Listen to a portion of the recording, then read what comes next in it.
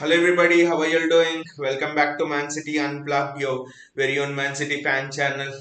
Interesting game against Copenhagen. On paper, it would seem that okay, you brushed away Man United easily and stuff like that. You brushed away Sevilla, for example, easily. Before that, Dortmund you brushed away. On paper, this could seem like it's an easy game, but it's not. I'll tell you in a moment why. Because when Pep had some comments about the tactics that Copenhagen uses, so it's going to be an interesting game. It's not going to be a straightforward one. Football Pricks is here. Football Pricks was saying, what was Pep thinking? I was let opponent's breath. It's interesting that Haaland's playing here because I was totally expecting maybe Pep will give Haaland some rest, but I think it's the old adage that goes with Erling Haaland. When a striker is hot on form, you play him every game. You play in every game. You don't put down or suppress his thirst that is having for goals. So you actually play him every game.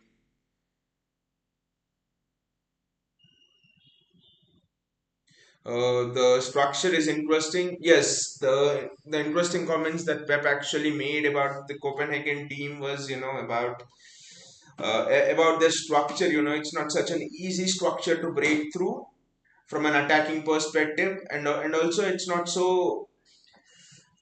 And he also said an important thing that they're not static in terms of just sitting back and something like that.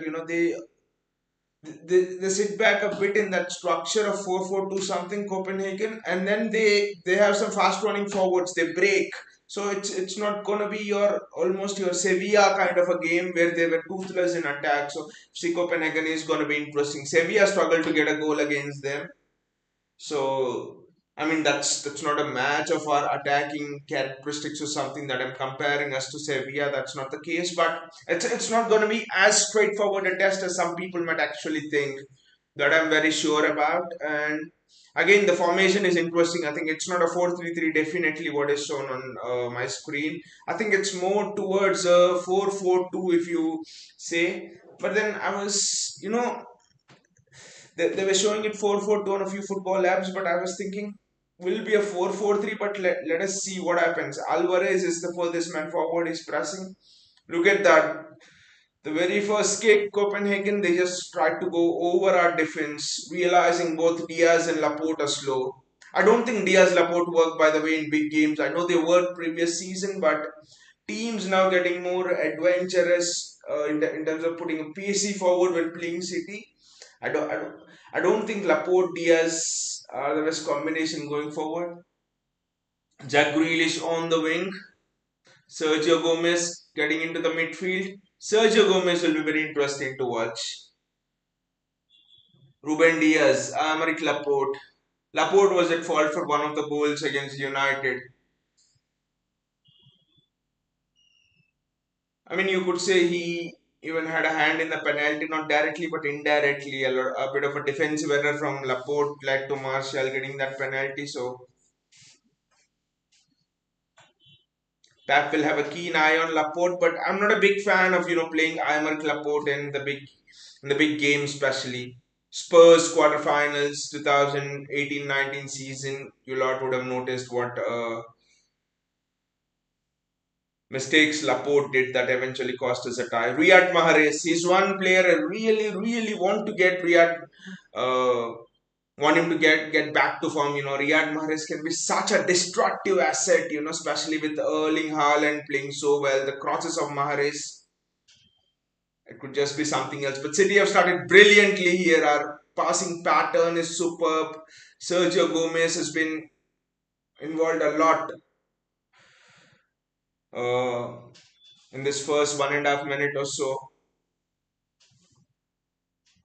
Riyad Mahrez misplaced pass to Joao Cancelo. But interesting that Sergio Gomez looked very aggressive against Manchester United for me. Okay, the result of that aggression was a few misplaced passes, but he was very aggressive. And even in this match, you just look at his movement. Sergio Gomez is almost like give and go. Just wants to give, and then he just wants to get on with it.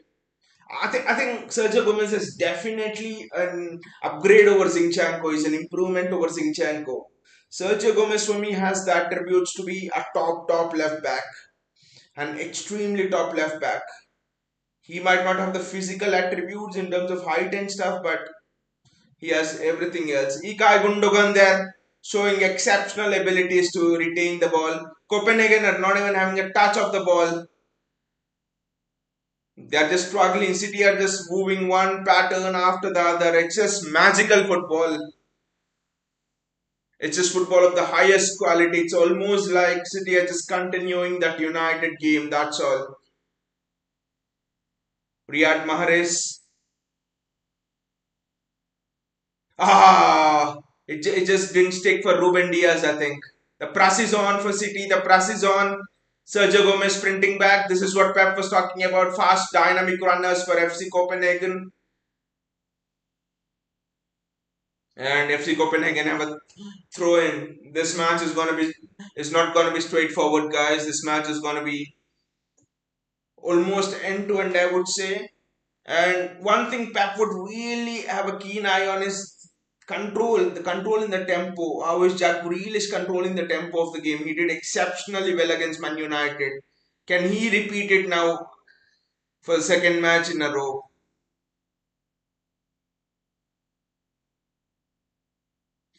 And another thing is seeing the centre back pairing. I think it's pretty much nailed on that in the big games of the season. I think Pep wants Ake and Akanji to be the partnership. Unless it's due to some special tactical reasons. I think he has picked that pair for having all of the attributes he wants. Oh! Haaland was almost in the way of a Joao Cancelo shot, but that was never a pass. That was a shot, and Haaland just was in the way of that. Look at that. Cancelo went for the shot. That would have been ridiculous if Haaland would have directed uh, that to a goal. But I don't know why Cancelo went for a shot there. The space was open for just playing it into Haaland. City have started it very brightly here.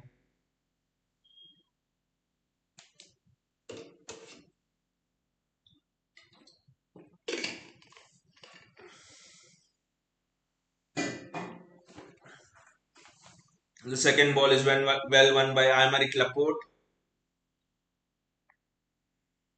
The positioning of Ederson is going to be key. We cannot afford to take this match lightly. See, it's not about a win or lose. See, it's not about just losing a game. The effects of a loss can stretch much more than that. The effects of a loss can break your rhythm. It can break your winning habit. There are a lot of things that go. Well done by Sergio Gomez. The ball just didn't reach Erling Haaland over there. But Joe Cancelo does well to protect it, and Aymeric Laporte recycles it back, and Ruben Diaz will build again. Riyad Mahrez maintaining the win. Cancelo stucking inside.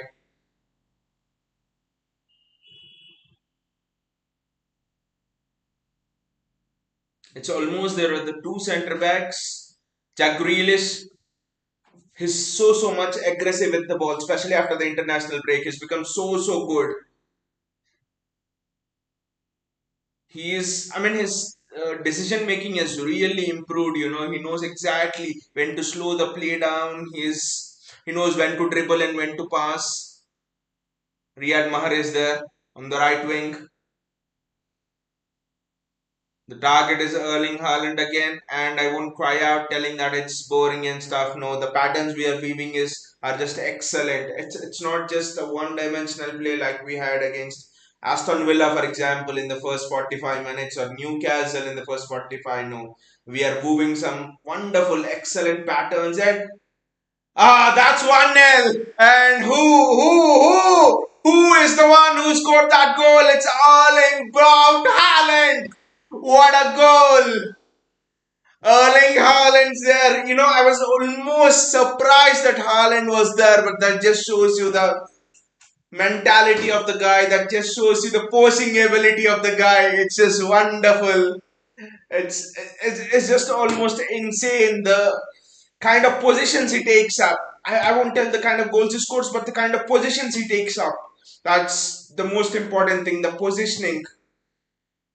Being patient over there, look at it. Most young strikers would go in front of the centre back, but Haaland stayed behind the centre back, and that is where he got his chance because he recognized that the centre backs were defending the goal and they were not defending the space.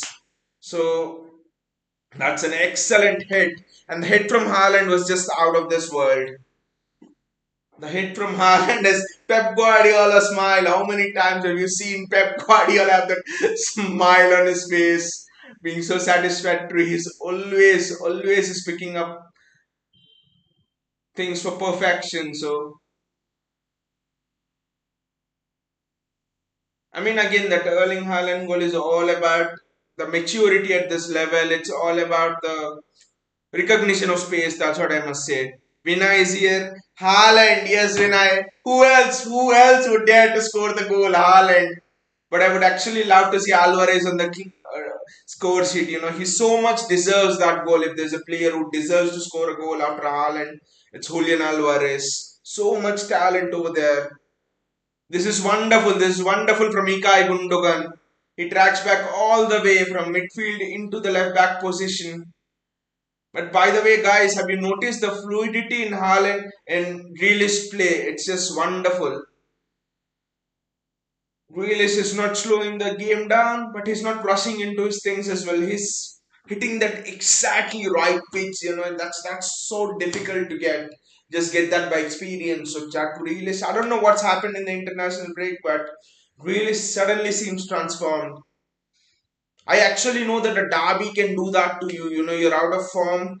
A derby can just be the best therapy for you to go into, and when you perform well there in a derby, it just can revitalize your season. And I think the fact that Pep trusted Jack Grealish in such a big derby sent down a message to him that the when the gaffer trusts you so much, why don't you trust yourself so much? And that could be a turning point. Pep picking Jack Grealish when most of us thought that maybe Mahrez would play in that United match because of his past record and stuff. So that's a big message Pep sent to Grealish, and seems that it has worked out, and that's why Pep is the best manager in the world. He knows how to manage people when at the right time, go for the brave decisions. That's very well done. Great tackle from Joaquin Shallow and Riyad Mahrez. That's a foul. It's a foul, ref. Vinay says Sterling and Jesus must have choked that over the bar into the sixth tire, into the sixth tier. If Raheem Sterling was there on that, you know, it was almost a similar kind of a chance that Sterling screwed up against Leon when we got knocked out, right? I mean, those were even more easy chances. Empty goals without a goalkeeper, and Sterling and Jesus choked that.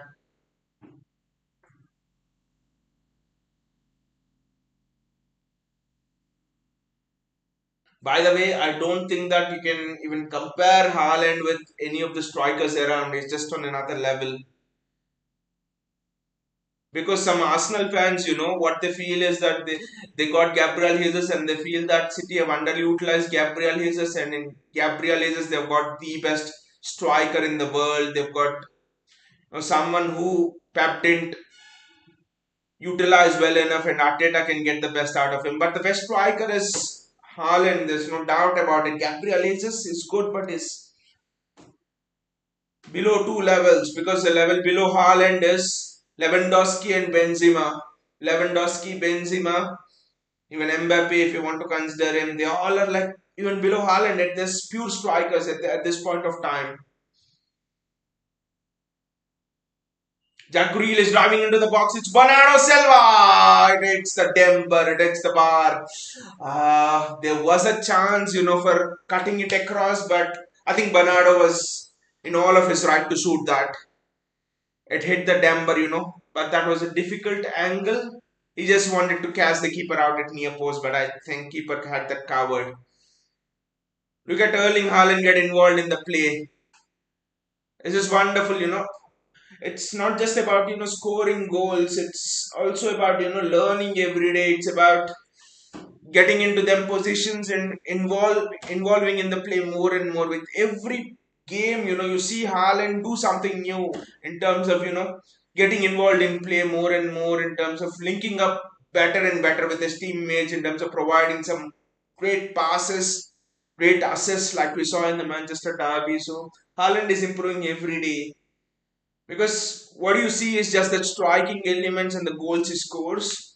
But what he has to improve is on the other part. Without the ball, what are his movements? Without the ball, how does he help the team defensively? Those are the little bits that help you win Champions Leagues. It's not just scoring goals. It's doing the ugly side of the game, and Haaland is learning that. Haaland is learning that. For anyone who says that Haaland is already a complete player just because he's scoring all of the goals, that's nonsense. Haaland will also agree with that. Pep will also agree with that. He's exceptional in one side of the game, but doing the other side of the game will make him unhuman like, make him something which we might never have seen in the game of football. Sergio Gomez there, and Aymeric Laporte as well. Right place, right time.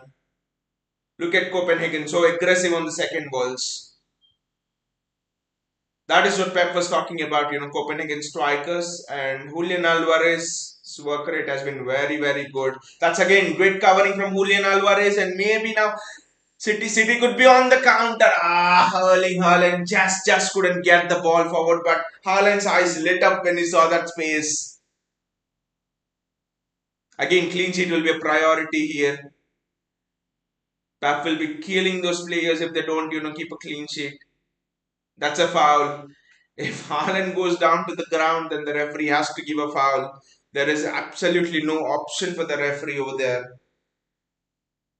The defender is trying to pull back Haaland, and the defender is also pretty tall over there. I don't know what's his name.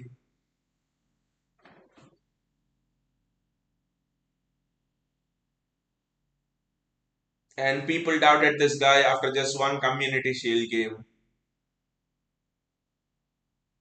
The thing is, you will have good days and you will have bad days as a striker.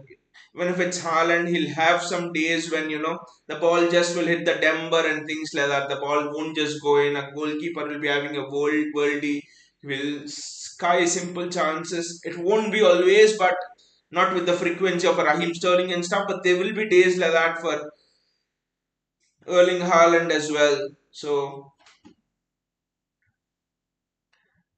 it is even more important that he learns to get involved in the play. Even more, he improves on that. So that is the aspect which he has to improve. By the way, his link up play and everything is much better. Is very very good, better than 95% of the strikers. But 95% is not enough for Pep Guardiola. It's have to go beyond that. Well done by Aymeric Laporte to win the second ball. The game's not been boring at all. The game's not been a snooze fest or something. It's been highly entertaining. The tactical things here is excellent. Now City are playing in a 4-3-3 with Julian Alvarez playing through the center. Out of possession, we are pressing in a 4-4-2, sorry, not 4-3-3. Julian Alvarez leading the press. Just look at the trust of Pep Guardiola on Julian Alvarez, that you play a game after, I can't even remember, after so many games, and you're suddenly given the charge of leading the press. I think Haaland is learning that art as well, leading the press, because Haaland doesn't lead the press. It's either Bernardo Silva or it's De Bruyne sometimes, or it's Julian Alvarez for the trigger for the press. It's mostly Bernardo Silva. Julian Alvarez there, very very good in his positioning again. Riyad Mahrez. He looks to be aggressive, but I want Riyad Mahrez to play little bit more faster. That's a good switch. That's a very good switch to Julian Alvarez. Great touch from Julian Alvarez. Riyad Mahrez and Haaland's header, and it's to the keeper. That's very rare. That's very rare. If you want some collectibles for your footballing collection, this is a collectible. Erling Haaland missing a goal. Erling Haaland scoring goals is not a surprise. Missing is a surprise, and that's an excellent press. And I think we just overplayed over there to just pass it to Erling Haaland. Otherwise, The guy should have just shot over there, They, we pressed high, got the ball in Copenhagen's penalty area, and we just tried to pass to Haaland, and the chance was gone. I think in those situations, the player over there has to shoot. We can't just look for Haaland in all situations.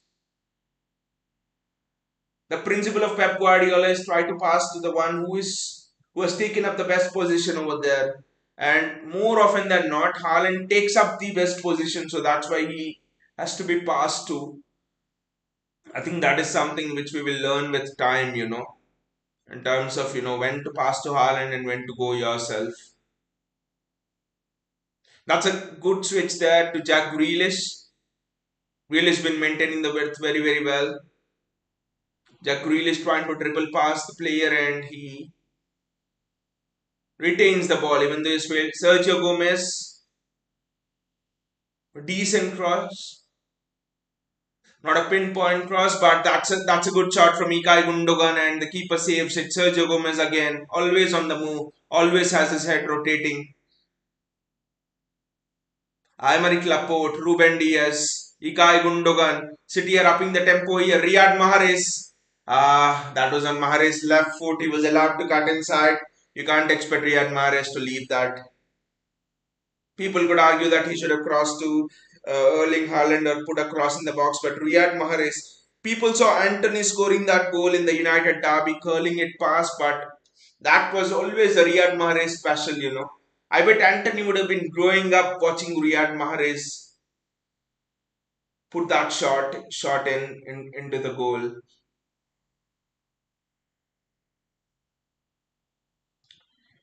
We are certainly going for the kill here. We are looking for the second. There's no doubt about it. I'll just change the score. I just forgot to change the score actually. It's 1-0. I mean, I was just mesmerized by the way City are playing. So it's a long throw for Copenhagen.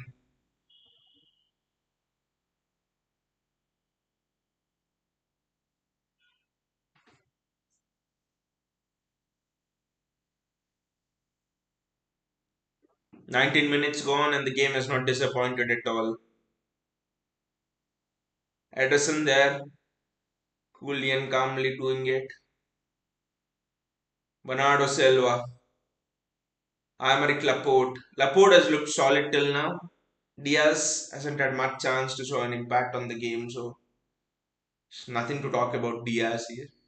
But Aymeric Laporte has been very, very good until this point.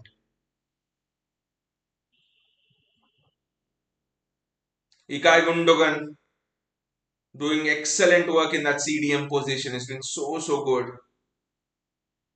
Jack Grealish, Sergio Gomez, Jack Grealish,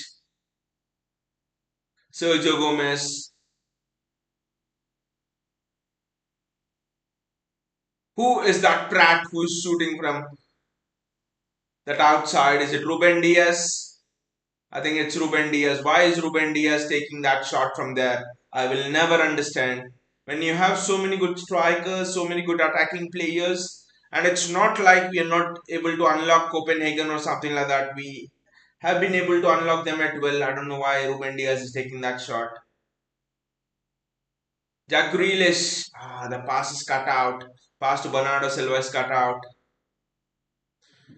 It's a 3v3 at the back, and Julian Alvarez, look at him, he's just sprinting back. And I don't know who's the attacker, but he's just gone past Aymeric Laporte as if actually gone past Cancelo as if he didn't exist. I think we can't put too much pressure on Cancelo as well because he's not been playing the right back position. But he will need to now that Kyle Walker is injured. Do not know how long he's injured for. There's no news on that. The only news is I think Rodri has recovered from his injury and I mean, if he's fit to be on the bench, I think he'll be fit to play the next game. In a way, you could say that if you look at it after this game, hopefully, if we win this game, you would say that Rodri has got good rest, for 2 weeks almost, and he can start again afresh. So he was injured, yes, it was not the ideal thing, but it could be a blessing in disguise. Gundogan is just the pass master here. He's just dictating play at a tempo that Copenhagen are finding it unfair. Erling Haaland, what a shot, what a power shot that is. Haaland's like, how did the keeper even get there? And the defender is like, how did Haaland even turn to take that shot? Everyone is puzzled over the other, and the tempo of City is the most puzzling element here. Not for us City fans, because we see City playing at a tempo, even a higher tempo than this, but the way we are passing the ball around, it's it just seems like we're in a different groove of a form here. We have suddenly turned into a different animal after that United game. I know we have started the season well and stuff, but the that fluidity was always missing through the first month of September, right? Especially before the international break. Erling Haaland, the defender does very well to reach the ball. Otherwise, Haaland was on his bike. Ikai Gundogan. I mean, the scary part here is it's his 23rd minute, and on another day, Erling Haaland could have had a hat trick. He missed an open head. He missed a header. That was by standards. It was easy, and then he missed a shot over there, and he couldn't beat the keeper with a shot from inside the box. And that's a good shot by Jack Grealish. Keeper Paris it over, and it's a corner for City. So that's the scary thing. On another day, Haaland would have already had a hat trick. That would be his second consecutive hat trick. I mean, that would be fourth consecutive hat trick in. Sorry, fourth hat trick. I don't know how they pronounce it. Fourth trick. Maybe in home games. They're taking the corner now. There's some duel between Ruben Diaz and the Copenhagen defender.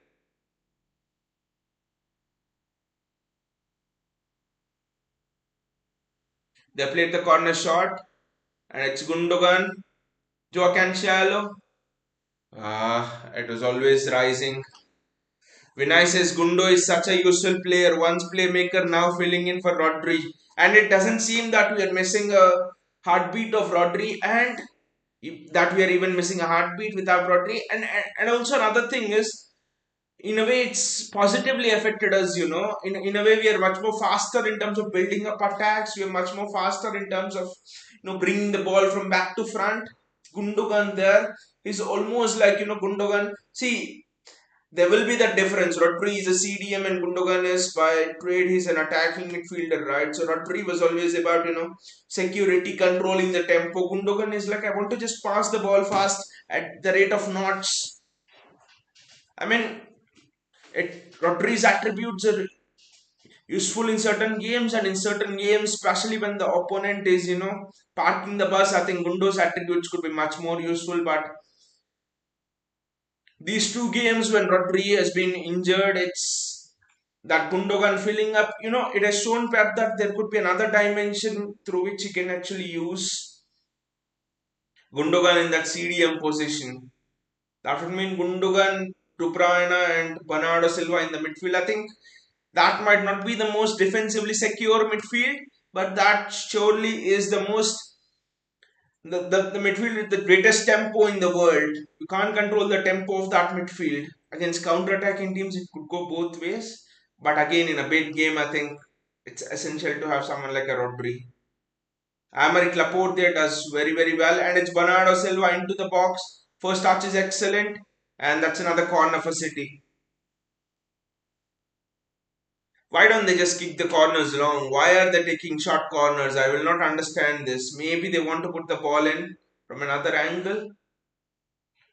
That can be the only reason, because there is Haaland. Then why don't you take the ball corner long? Riyad Mahrez, Ikai Gundogan, Aymeric Laporte there, who's the furthest back. Ikai Gundogan. Look at the passing, look at the tempo, mate. It's just out of this world. Gundogan to Aymeric Laporte.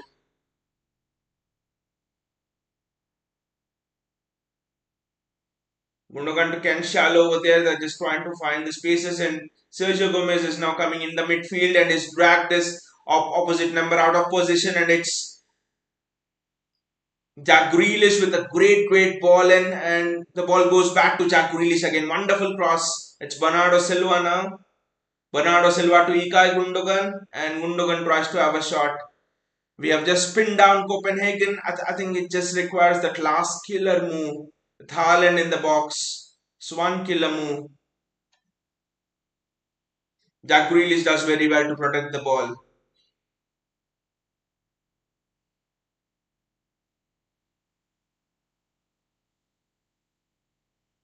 Aymeric Laporte, Gundogan. Sometimes watching Gundogan play in the CDM position, it's almost like you're watching David Silva play. In terms of, he's always busy, Gundogan, trying to, look for where he can play those passes at a very fast tempo and stuff. That's wonderful pressing from Julian Alvarez, and it's a Copenhagen throw. Alvarez hasn't been involved in any of the attacking positions, but his involvement in the defensive phases of the play, his involvement in terms of working the backside off, has been excellent. That is something which probably Haaland can learn from him. That is the one thing. I'm not saying that Haaland is absolutely rubbish at pressing or something. Is good, but he can turn into world class with Pep Guardiola. Bernardo Silva with the ball. Great switch of play, and it's Joao Cancelo. Joao just put a cross in from wide. Don't know why Cancelo is not tried that, especially when he's playing in the right back position, which is his preferred position. Jack Grealish.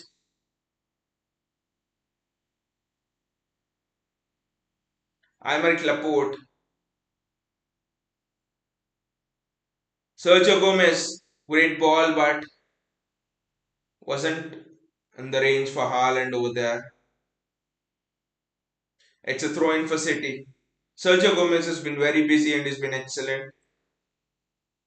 Just like Gundogan. I think in these first half an hour of the game or so, you could say that Sergio Gomez and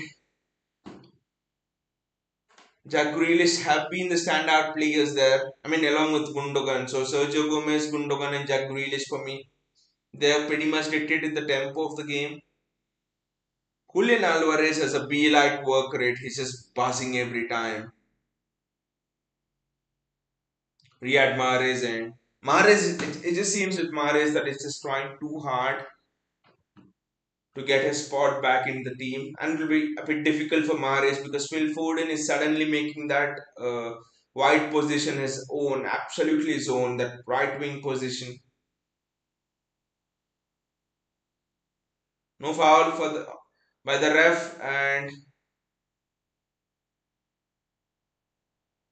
that's good positioning. That's exceptional positioning for Aymeric Laporte there. Otherwise, we were dead on the counter. And now City have the ball in the attacking spaces, and we have great green grass to run into. It's a 4v4 at the back. Riyad Mahrez.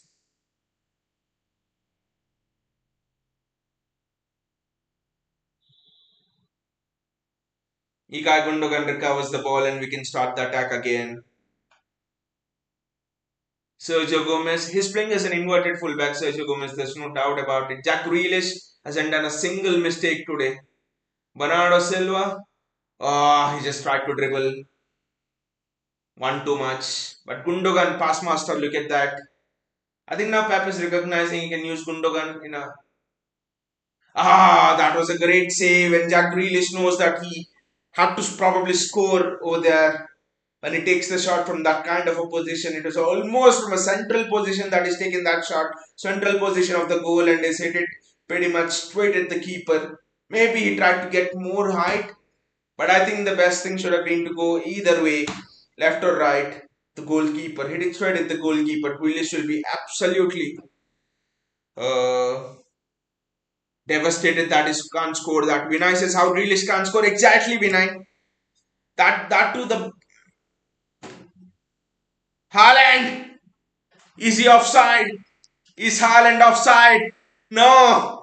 The referee says Haaland is not offside over there. The ref says no.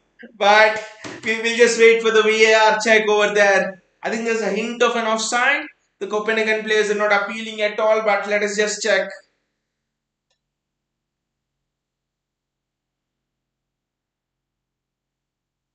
The Copenhagen players are actually having some word with the referee over there because I think they feel that maybe Haaland is offside over there. Let us just check.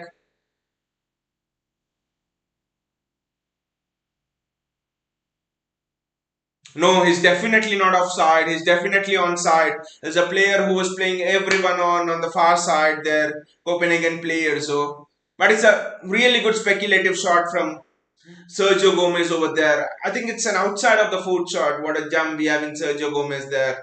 Look at Pep there. The reactions from Pep are just, every time Haaland scores a goal, you can clip a reaction from Pep Guardiola and you'll have a priceless collection of footballing moments. Vinay says Haaland never off. Exactly. I mean, it takes a bit of time adjusting, I would say, especially with Gabriel Jesus always offside. Raheem Sterling, even he was not offside, he can't finish. So with those, we have been used to those two players always being there. That it just gets a bit of being adjusted to, but I think it's almost there. We've almost come to the realization now that even the referees have come to the realization that Haaland cannot be offside. It's just not humanly possible.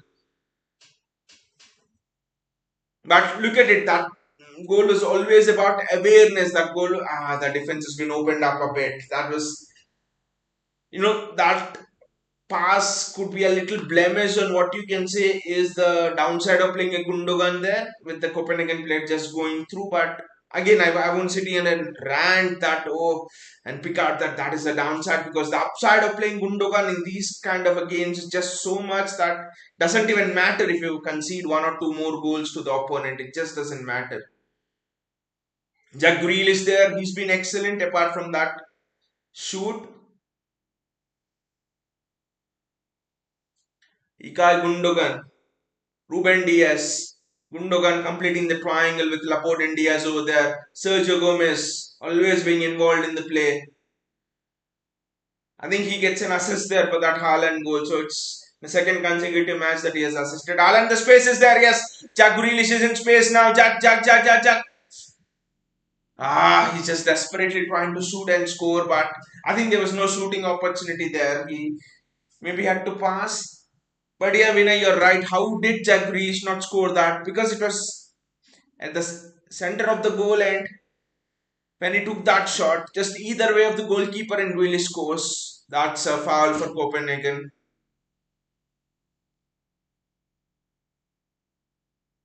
Again, I think with Grealish as well, because as far as I know, at Villa and all, he's been a fantastic finisher. So I think it's just the confidence thing again. Like the confidence is gradually coming up. You can see the difference in terms of his dribbling, in terms of his decision making, in terms of understanding when to stay wide, when to come inside. His positional sense has just completely changed. The Grealish from last year is not the same as the Grealish this year. I would say Grealish from 2 weeks is not the same as the Grealish now actually, because his just been, I don't know how he's transformed, but I guess it's a result of 1.5 year of hard work from the last season when he's joined us, from the season when he's joined us. So I just think that it's just a result of all that we're seeing it now. Great cuts by the Copenhagen defender to take a touch with Haaland bearing down on him, and I think Joe Cancel is going to get a yellow card here, or just a talking to. He's just going to get a talking to.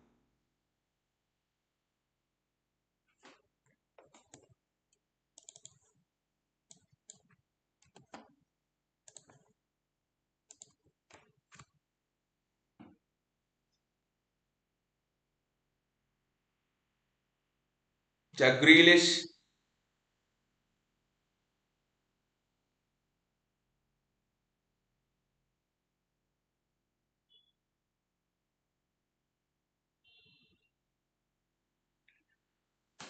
Copenhagen are stringing a few passes together here well. I think this must be one of the best phases of play that Copenhagen have had.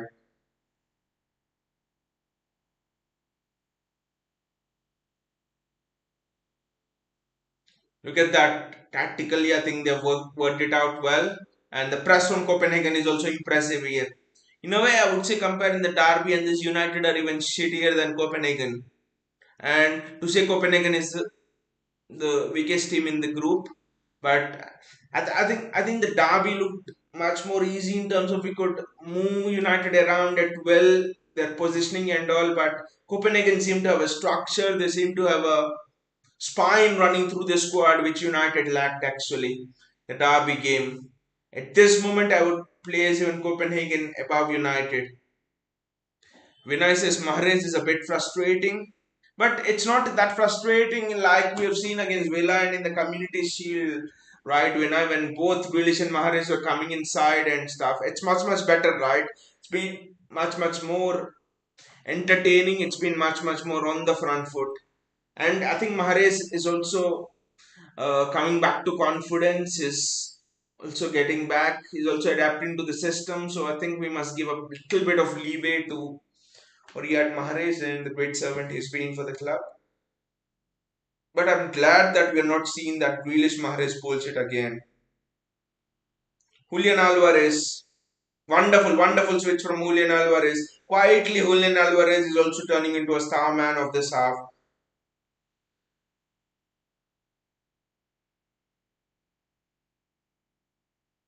Oh, Sergio Gomez scored over there. I was actually thinking what is happening. The ball went inside and the cameraman was just focusing on the ball over there. Was it an own goal or was it Sergio Gomez who scored? I think that's the question over there. But Sergio Gomez's shots have just been wonderful all through the night. Let us just see what happened there. Because for a moment even Haaland was just loitering over there, right? I just didn't know what happened over there. Let us see. Jack Grealish.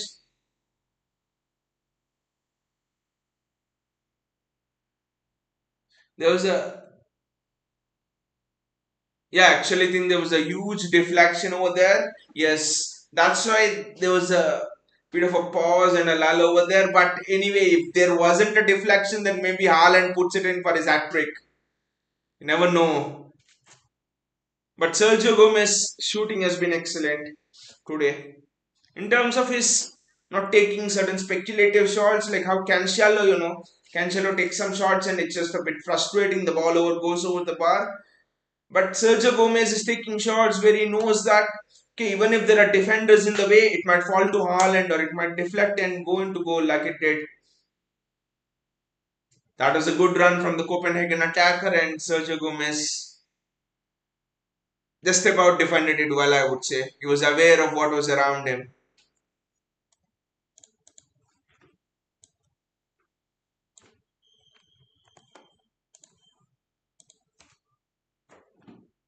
Sergio Gomez does well there defensively. And pace wise as well, I think Sergio Gomez is much better than Zinchenko.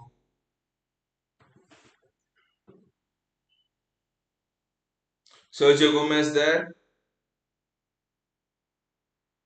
The positioning of Gundogan is actually interesting, because it's not in your traditional CDM role, and it's sometimes Sergio Gomez is taking the ball off the centre backs, Dan is giving it to Gundogan. Gundogan is almost kind of playing in that half space role between a CDM and between a normal attacking midfielder. That is interesting for me.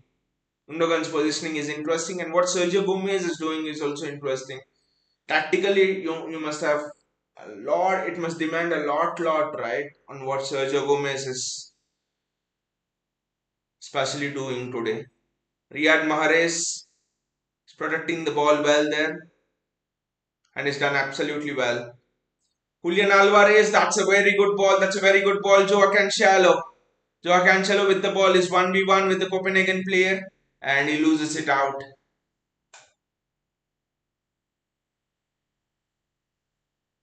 Gundogan is taking some advanced positions now. He's not playing in that CDM role. No way.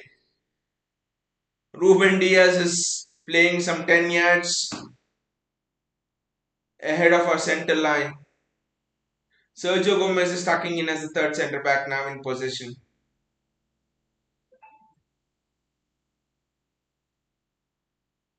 Aymeric Laporte. Riyad Mahrez, Jack Grealish, Ilkay Gundogan does well to circulate it. Bernardo Silva, Jack Grealish, Aymeric Laporte. The ball is recycled and it will come back again. Almost a straight pass from Aymeric Laporte. No, Aymeric, you cannot do that. That's a foul on Jack Grealish.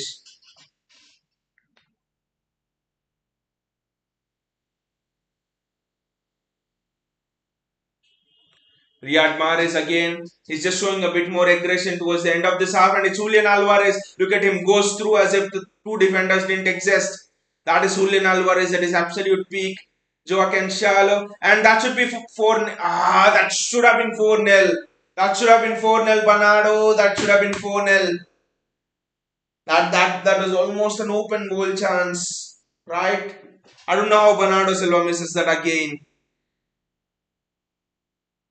Exactly, how could Silva, how could Jack Grealish? Because this was almost an open goal, right? I know the goalkeeper was on rushing towards him. He just couldn't keep it down, I think. But I still think the Jack Grealish chance was even more easier, you know. Literally, it was in the center of the box, and Jack Grealish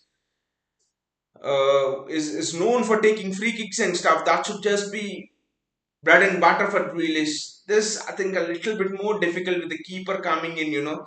Bernardo Silva had to lift it over. Not easy, not easy. Look at the speed of Haaland bearing down on the defender. It's Ilkay Gundogan again. Him and Riyad Mahrez are not on the same page. Exactly, how could Silva and how could Jack Grealish, especially the Jack Grealish one, I'm still annoyed. Should have been at least 4-0 up.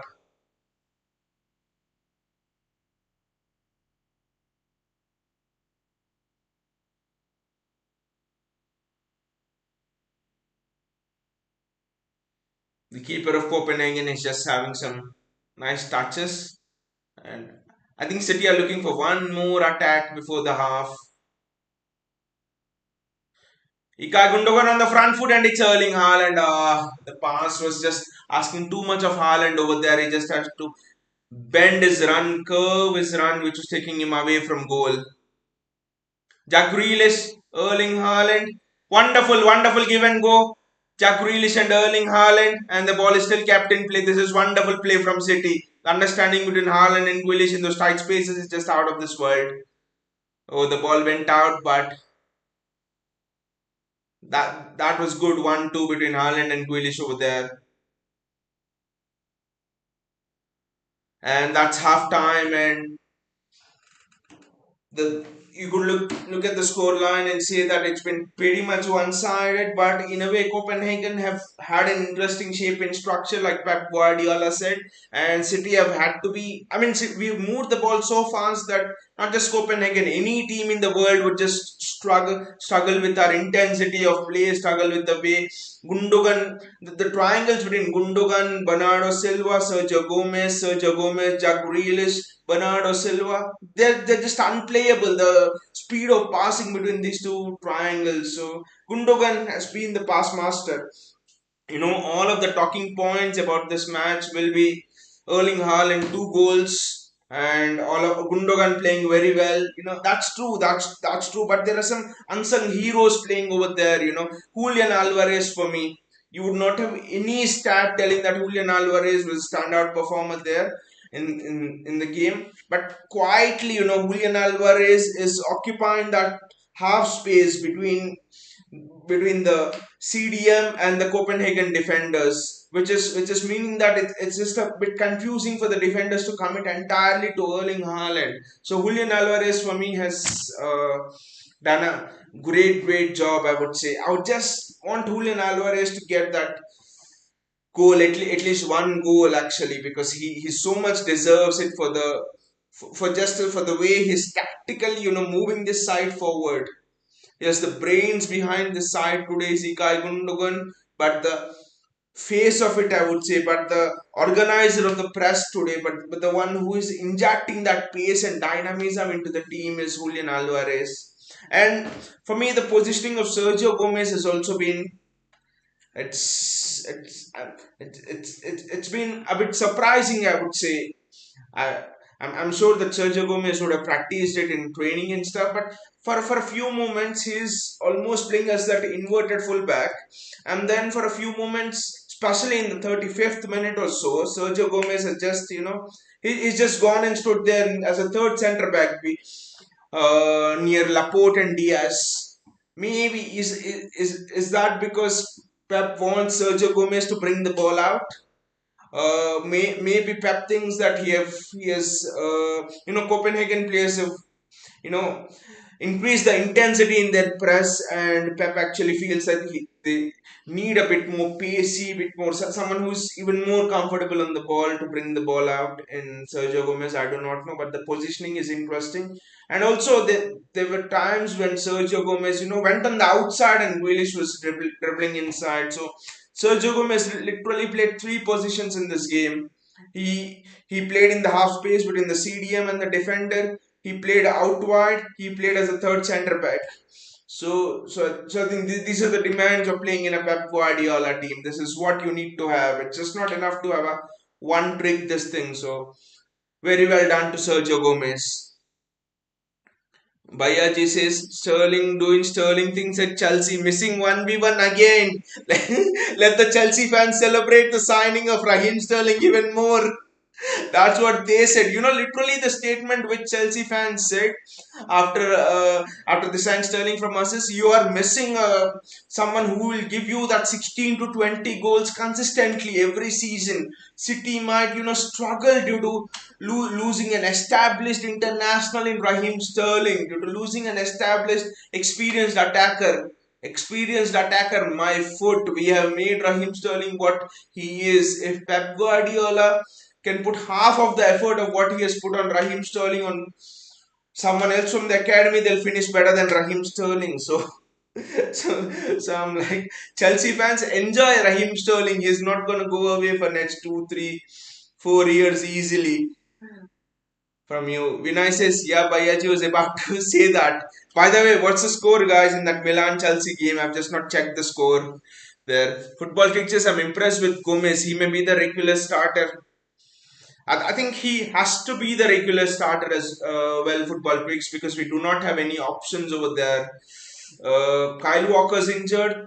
Looking at the way Kyle Walker has started this season, you have to accept that age is getting on him, because time waits for no one. Even the greatest bow to time. So you have to accept that Kyle Walker might be injury prone this season. I think Walker is transitioning into that, age where injuries will start to catch up with him now. So I think Sergio Gomez will get lot more games than we might think. So it's a good thing that Sergio Gomez is understanding the system. But the best thing, sometimes you can play uh, sometimes you can play in a new position, and you can play in a team that is flying, and you might feel overwhelmed coming into that team. You might feel that there are so many star players there, how am I going to fit in and all. But the reaction of Sergio Gomez is exactly opposite. Sergio Gomez is like, he's very aggressive. He's having that give and goes, very fast give and goes with Grealish and stuff. So that tells me that Sergio Gomez is trying to tell all of his teammates, when I belong here, when this is, I feel right at home here, when I'm aggressive, when I can play passes at a high speed, it doesn't matter, I can adjust to the system. So I mean, the indication, the mentality of Sergio Gomez is something that has really impressed me. Bayaji says Calvin Phillips missing out on games that could help him settle in at City. Yes, Bayaji, Calvin Phillips, that's unfortunate, but it could almost be a blessing in disguise, that we get Calvin Phillips fully fit, raring to go in the second half of the season, when we might actually need him even more. And another thing is, with Calvin Phillips missing, you could say that in Ilkay Gundogan, maybe we have found an antidote to teams, that part their bus, that actually sit back too much, because you look at the intensity of passing which Gundogan is actually showing. He's just moving the ball much more quicker from back to front. So actually think Calvin Phillips missing out could have a twofold effect. The main thing is, I think we might have discovered another dimension in Ilkay Gundogan there on how to attack. Football Critic says, does Pep knows Ake is a DM? He started as a DM at Chelsea. I think Football Critics, Pep's players are trained in such a way, maybe not in matches, but generally in training, I think he just goes in such a way that they are comfortable playing in multiple positions. So I don't think it will be difficult for Nathan Ake to adjust if the need be to play in a DM position. But then I think you have Ilkay Gundogan, who has played in that DM position in Champions Leagues and stuff, and he's almost a different kind of a DM. Seeing the intensity with which Ilkay Gundogan is passing in that position, it reminds me of those years ago, right? 2, 3, 4 years ago when Pep wanted Jorginho and he went at the last moment to Chelsea because of Sarri. So I actually think that Pep wanted that kind of a profile of a player, a Jorginho profile of a player, because he wanted to have those passes. Jorginho passes very quickly, pass master. So I think now Pep could have revived the thought again in seeing Gundogan perform the same role. Vinay says missing Sterling, his top of the league. Surely missing the nightmares of Sterling, I would say, not not missing open goals. Football Kicks is 1-0. Okay, is Chelsea 1-0? Vinay says Liao just skipped past Reece James and Chalobah, and Milan player did Sterling. Oh, maybe Rafael Liao then went for some training with Raheem Sterling prior to the game, and this is the result. Football Kicks says we should look for a right back. Again, it's a complicated thing, football tricks, because yes, Kyle Walker's declining. Joao Cancelo almost looks very comfortable playing in that left back position. Yes, we need a right back anyway, even if Joao Cancelo can play there. But the difficulty here is you need to get a right back who can actually, implement Pep Guardiola's tactics, which means as a fullback you need to cut inside. As a fullback you need to invert, you need to go wide, and you need to do 3, 4, 5 things in a game. So I actually think to find that sort of a fullback, I think it's going to be difficult. Actually, it's actually going to be huge task in the summer. I don't see us finding such a complex fullback who is just 22, 23 years of age, who has the potential to implement all of Pep's tactics. I don't see him as getting him such a fullback in January. I don't see that kind of a fullback anywhere, that kind of a right back anywhere around as well. Jan Kuto was such a right back. I was definitely sure, Jan Kuto had the whip of a Trent Alexander-Arnold. Jan Kuto is very good in 1v1 defending. He's excellent in terms of, cutting inside and playing in that inverted fullback role. So I'm actually hoping that Jan Kuto, I don't know if you have permanently sold Jan Kuto, but I think Jan Kuto could come back next season. That could actually be a very good thing. Unless he's sold permanently. Vinay says Liao is now linked to Chelsea. I've seen that even Trossard is linked to Chelsea. Everyone will be bloody getting linked to Chelsea. It's just a transfer circus over there at Chelsea. That's what happens when your owner thinks it's a FIFA game, playing or a football manager game, the transfer window. Clubs will just rip you off. I think the Chelsea manager will understand it maybe next season or the season after. Football Critic says Alvarez has to learn to control the ball. He's lacking that first touch, which other players don't. This is the reason why Pep is not starting him. But Football Critic says Alvarez first touch has been actually very good. Okay, maybe 1, 2 occasions it's not been that, but Alvarez first touch is actually is generally excellent. He's almost like he's one of, you could say, one of the safest players with the ball. They say that he's one of the best false nines going around. That is his best position. I know that in this match he's made 1 or 2 mistakes, but generally I thought that his first touch has actually been very good, and I think Pep trusts Alvarez a lot in terms of understanding his system and all. Alvarez is just one of the best in terms of playing that pressing role, playing in that 4-4-1-1 role where he just plays behind Erling Haaland. Football Kid says it's good. Bernardo is also learning double pivot role. I think with Bernardo, he has also played that role right last season as well in terms of attacking wise. I know in this match Bernardo has been a bit more defensive in that role in terms of sometimes helping out Gundogan, but Bernardo has generally played in that double pivot role in terms of box to box attacking wise. And I think in many of the big games. Pep always plays him against Liverpool there. Pep always plays him against Chelsea, United. In all the big games, Bernardo plays there.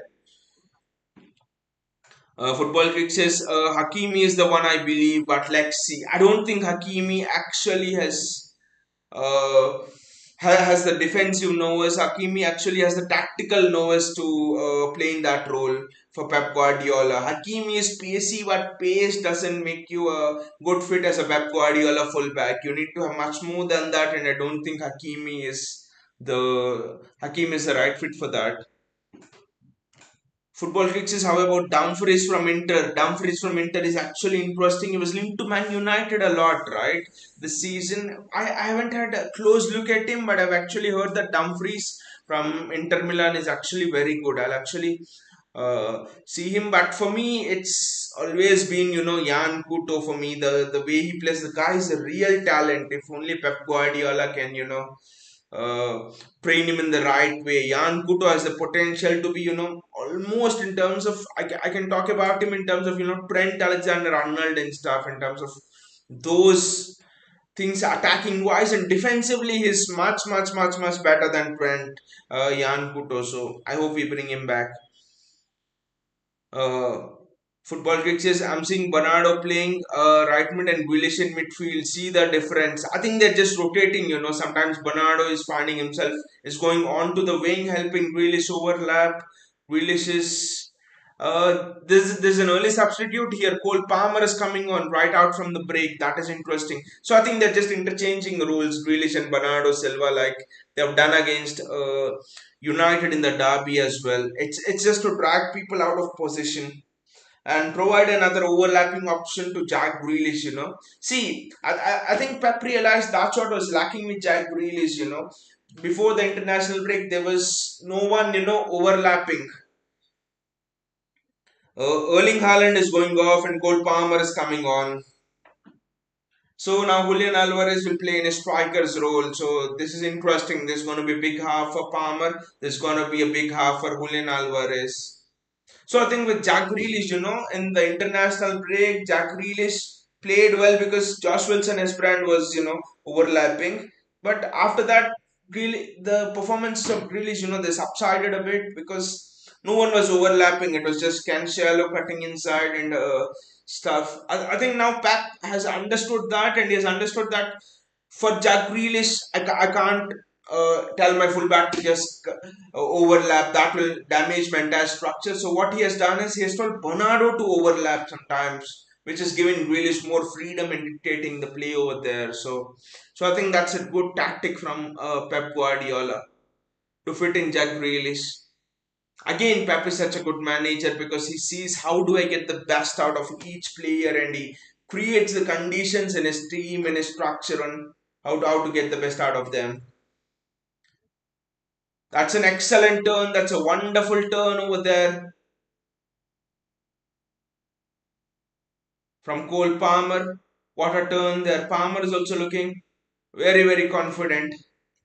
He's lacked a bit of confidence this season, but right now he's looking very confident. Julian Alvarez through the middle for me is the one who I'll have an eye on along with Cole Palmer.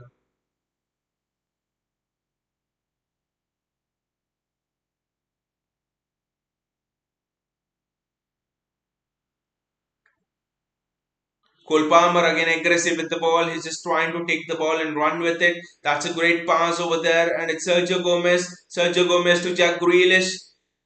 Jack just pass it to Sergio Gomez. Just keep the ball. Don't try to dribble past him. That's very good. He's found the spare man in Ikai Gundogan over there. And Gundogan tries a straight mark curl. I'll not blame him. That's a trademark shot of Ikai Gundogan. Gundogan's been extremely proactive today as a leader. It certainly seems there that he's being successful in keeping the team on the front foot, in keeping them motivated.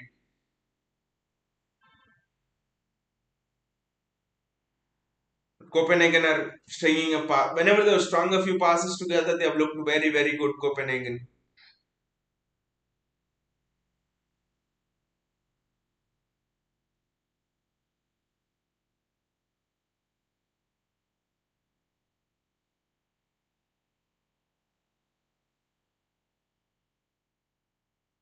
Press, press. You're not pressing. We'll stop pressing right now. That's a great switch from the Copenhagen player. That's good covering actually from Joaquin Shallow.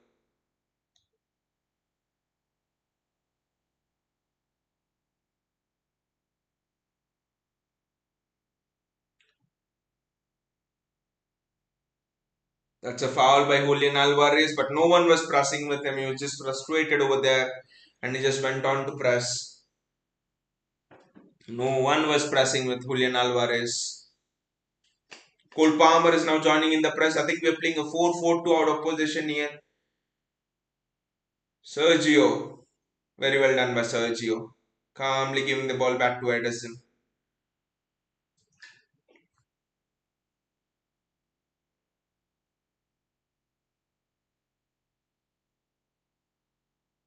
Jack Grealish. Jack Grealish has done well and there's wide open space over there. It's Cole Palmer. Cole Palmer's given it to Riyad Mahrez.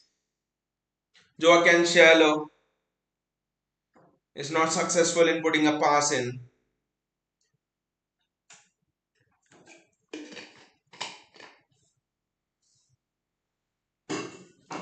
Ikai Gundogan. Cole Palmer. That is excellent dribbling from Cole Palmer again. And I think it's a City corner.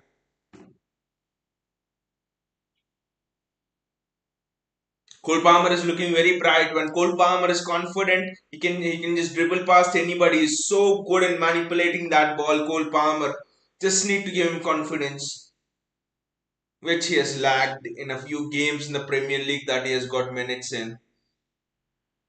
Riyad Mahrez trying to put in his traditional left-footed crossing, but Sergio Gomez did well to recover the ball over there. It's Aymeric Laporte. Aymeric Laporte to Bernardo Silva. Ikai Gundogan. Ruben Diaz. Ikai Gundogan again. Cole Palmer.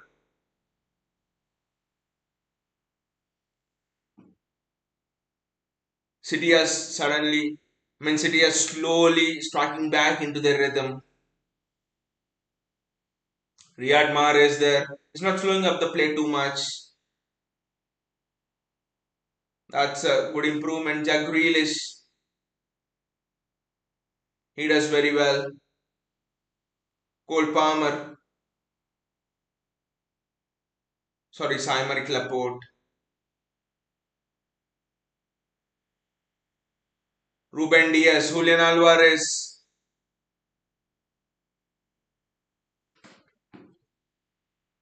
Sergio Gomez tried to chase it down.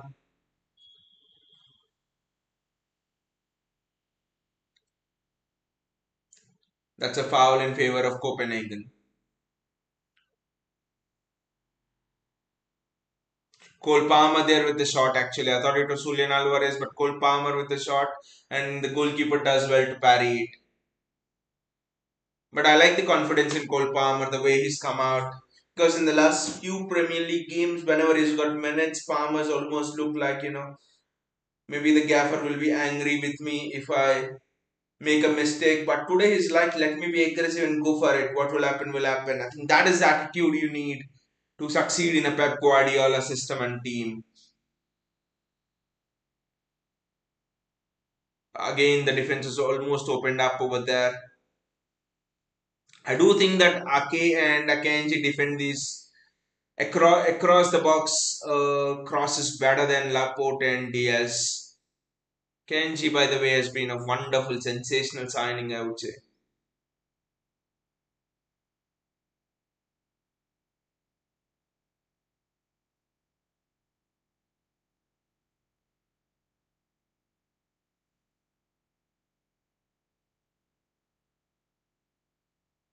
The ball is back with Edison, and both our centre backs are split.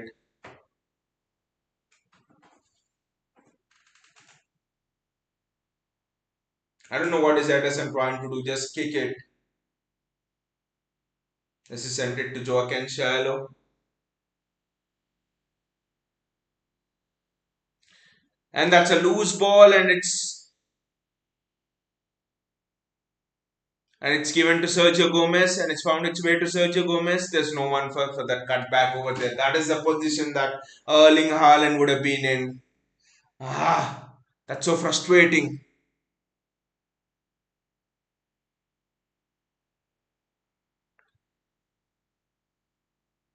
Jack Grealish.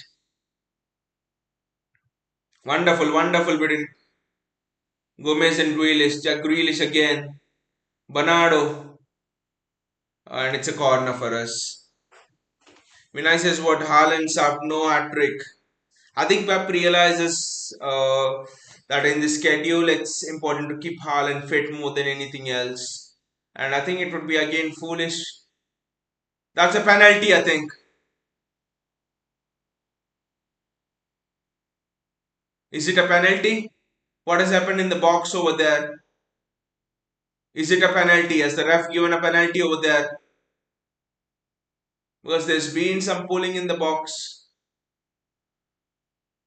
Is this pull Jack Grealish? But is that a penalty?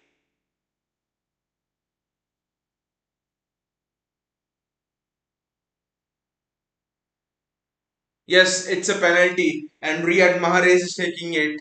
I actually want Julian Alvarez to take it, but that's not gonna happen. It's Riyad Mahrez is taking it, and I think he's gonna blast it into the top right corner. Everyone knows it, but the keeper can't do anything about it. That's how it will be.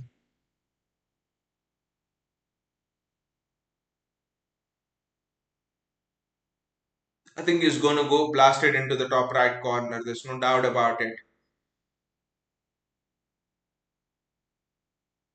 No, he's gone exactly the opposite way. That's a cool and calm penalty, and Riyad Mahrez finally gets that goal. Vinay says, be honest, that's a good move by Laporte. Yes, the movement was very good. The movement was actually very good by Aymeric Laporte over there. I mean, generally as well, Aymeric Laporte has been a player with good movement in the box. I mean, of late he's not got headed goals for us, but generally he's generally been in the list of our top scoring centre backs.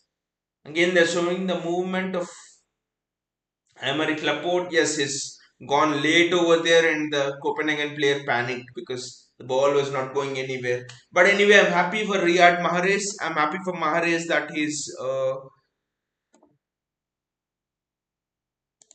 got the goal, because he was also a player who is low on confidence, and we all know what goals can actually do for Riyad Mahrez.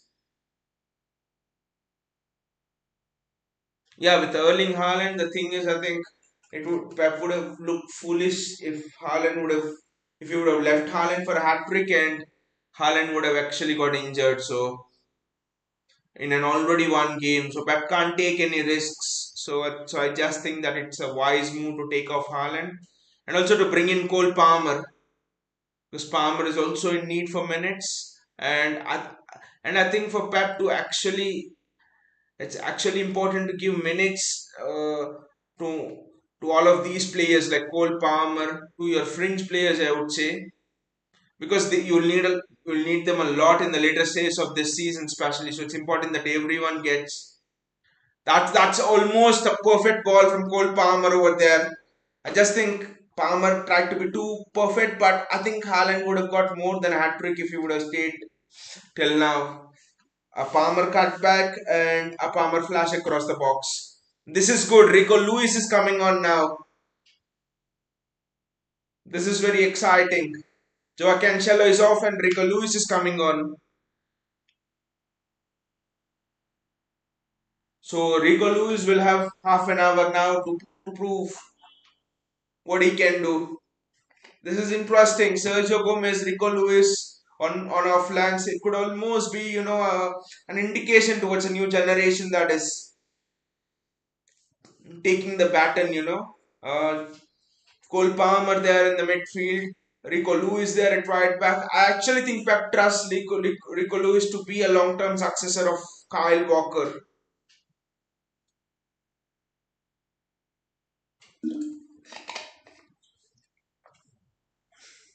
If Rico Lewis can develop well this season and come through, we might actually not need to buy a new left right back at all.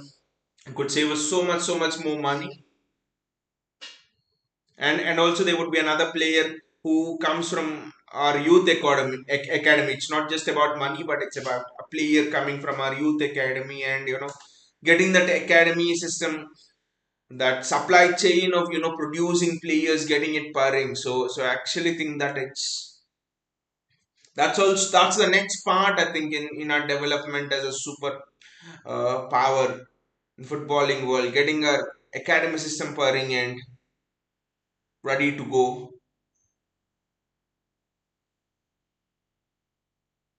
Cole Palmer is one, Rico Lewis is one. I'm sure James McCarthy will be another. I'm damn sure of that. Will be interesting to see what will happen to Liam Delap. So, a lot of interesting decisions for Pep Guardiola, especially at the end of the season. And the most important decision is his contract talk. What will happen to his contract? So, but anyway, for this while, let us enjoy what is on offer. It is some beautiful, scintillating football. Jack Grealish there and Sergio Gomez hugging the byline. Jack Grealish, Julian Alvarez there. Amazing first touch. Rico Lewis. It's Riyad Mahrez actually. Riyad just passed the ball. Cole Palmer. Jack Grealish is put it out again to Riyad Mahrez. Mahrez puts a cross in. And I think it's Sergio Gomez who will get there first. Look at the pace of Sergio Gomez again.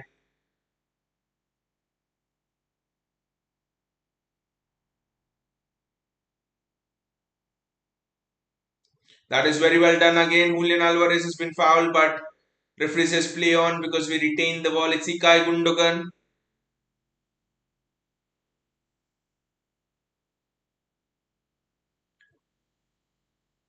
Play the ball out again. It's Bernardo Silva. Aymeric Laporte. Sergio Gomez.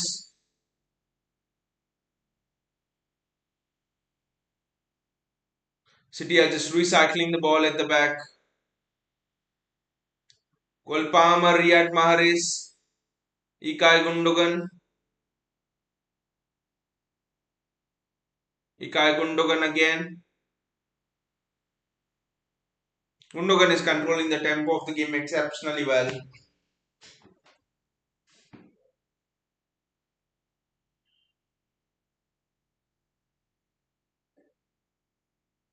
We are just not letting Copenhagen have any touch whatsoever on the ball.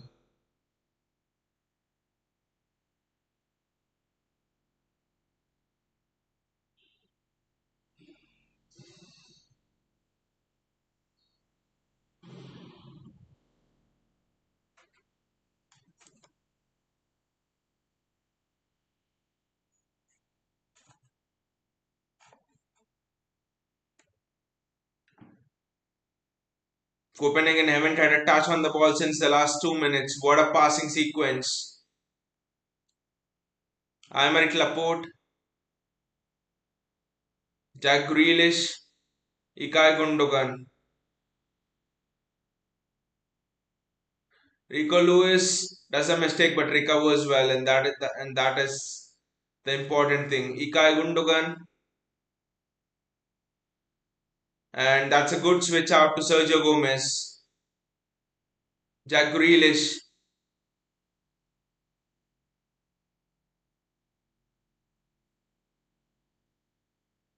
Jack Grealish again.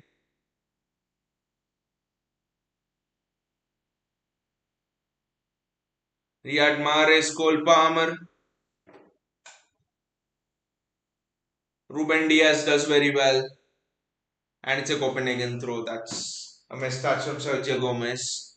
But Gundogan's been very, very good in terms of being the pass master, in terms of dictating the play. It's just been wonderful.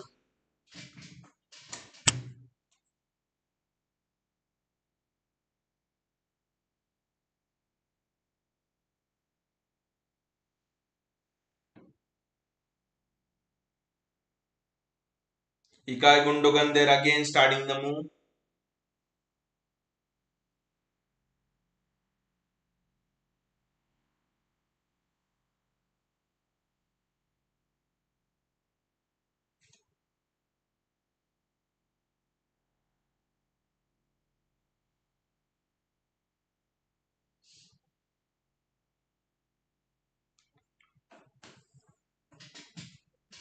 Ilkay Gundogan again.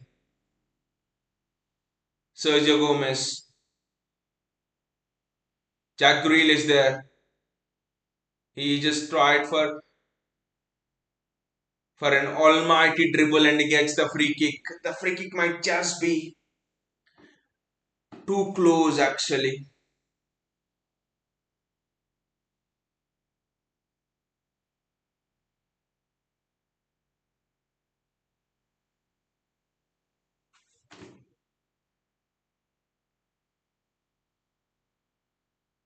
No, there's actually good enough distance between the goal and the free kick. I think it's in a good position, and I think Gundogan should be the favorite to take it. He loves to curl the ball around the wall, so I think Gundogan should be the favorite to take this free kick. Let's see what happens.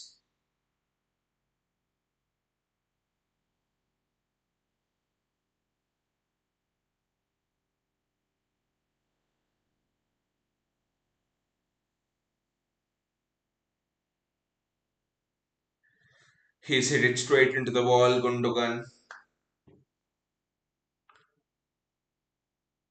But anyway, I thought it was actually a little bit difficult as well to get the ball up and down from that position.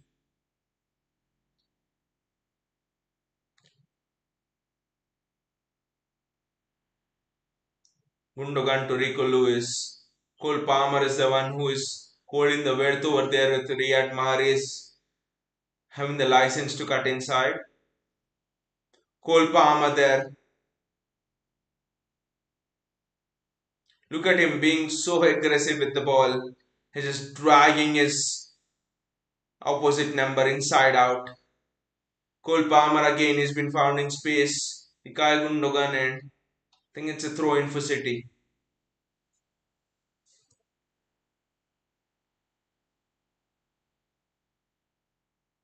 Interesting. Josh Wilson Esperan coming on now.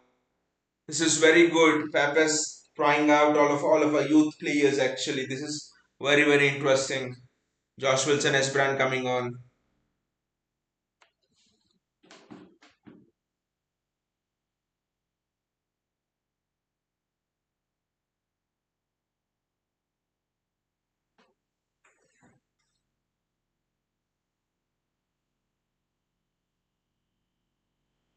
Copenhagen as well are making a plethora of changes and that is actually expected.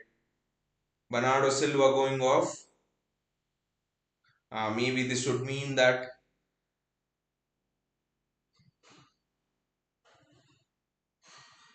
Sergio Gomez goes into the midfield and Josh Wilson Esperan plays on the left hand side. He's also got almost half an hour to prove what he's made of. I mean, there's nothing to prove for Josh Wilson Esperan. He's actually shown us what he's capable of, but it's just about utilizing all of the minutes he gets well.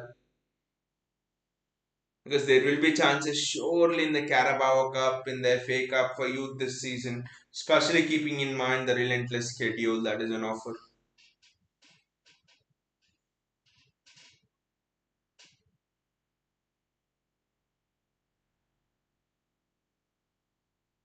Cole Palmer there,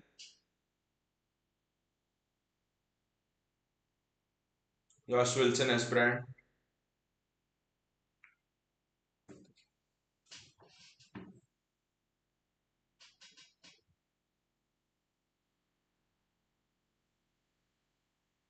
That's a goal kick, I think. It's Riyad Mahrez and he was unable to complete the dribble.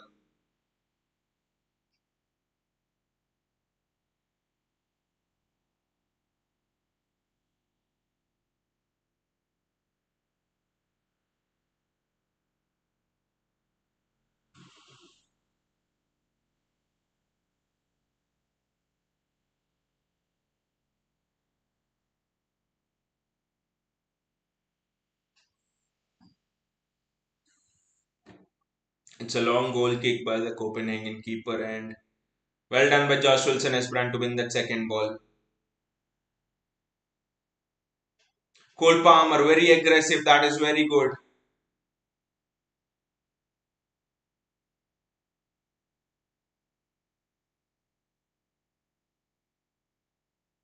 Aymeric Laporte there with the ball.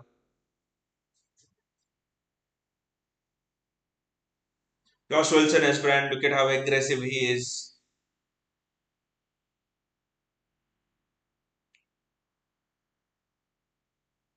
Jack Grealish almost got the perfect 1-2 over there. Cole Palmer, he's just been involved in the game all the while since he's come. He's had a positive impact, I would say, in terms of wanting the ball in tight spaces, in terms of being aggressive.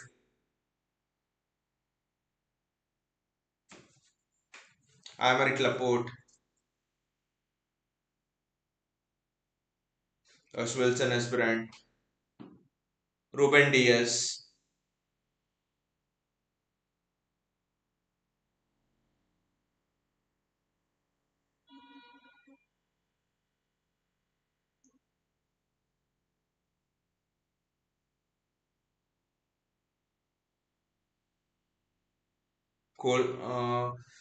Aymeric Laporte,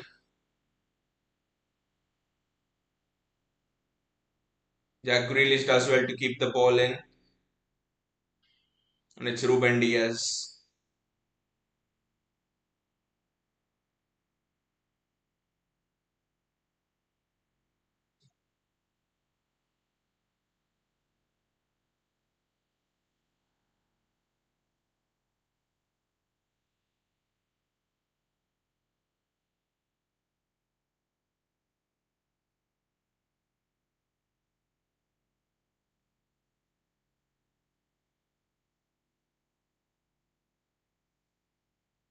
Edison,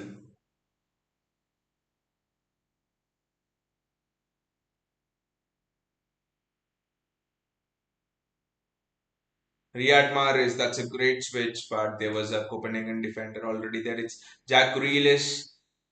Julian Alvarez, that's one of his trademark finishes, finishing at the near post. But that's good play between Jack Grealish and Julian Alvarez.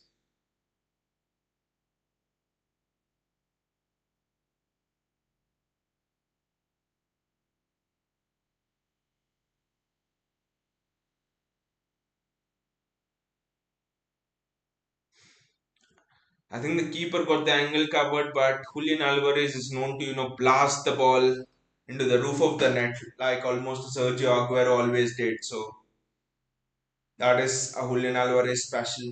But the tempo has not dropped.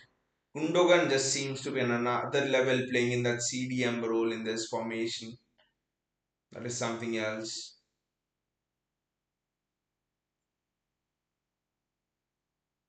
Josh Wilson has brand as well. Wilson has brand has looked very, very good since coming on. But the question with Josh Wilson as brand will always be, can he invert and play? Can he get into that CDM role and play? Can he play as the third centre back out of possession? We all know that he overlaps very well, but his future in the team will depend on how versatile he can be and adapt to playing in different situations, playing in different positions, playing in tight spaces, which Pep wants his fullbacks to do.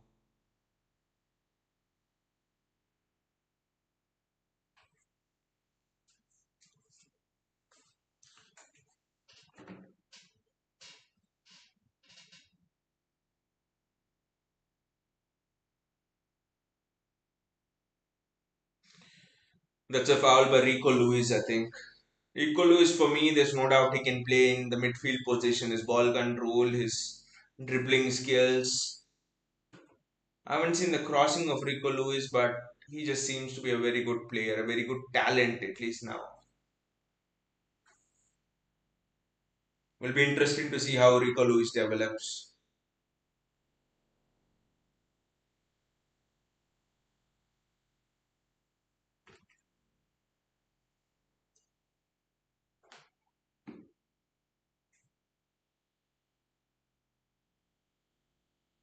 That's a very bad switch from a Copenhagen player. Phil Foden there wrapped up in wool and sitting on the bench. He's earned some well-deserved rest today after what he did in the derby. Wonderful hat trick.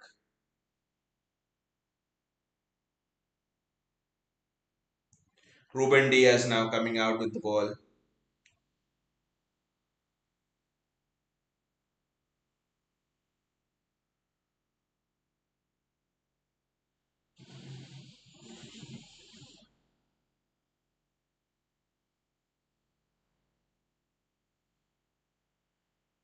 Rico Lewis playing wonderful triangles. Ruben Diaz, Rico Lewis, and Riyad Mahrez. The passing has been very, very good between those three. And Cole Palmer there. It's a ball in behind, and it's Cole Palmer. It's Julian Alvarez chasing it, and the keeper has to hurry.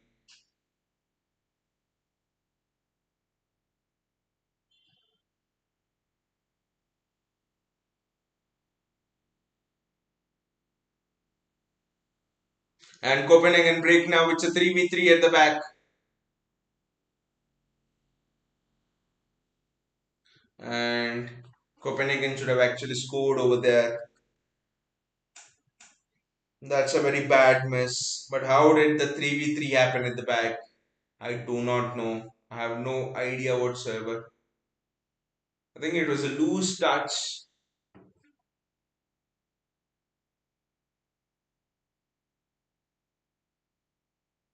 I think it was a loose touch from Rico Lewis, maybe. But Rico Lewis had the pace to recover back.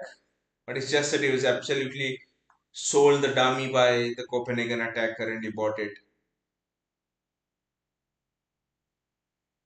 Ah, that was a header that should have been in. Copenhagen will feel they should have had at least one goal from this game. That the goal would not mean anything, but it would just do wonders for the confidence that they have scored against one of the best teams in Europe right now.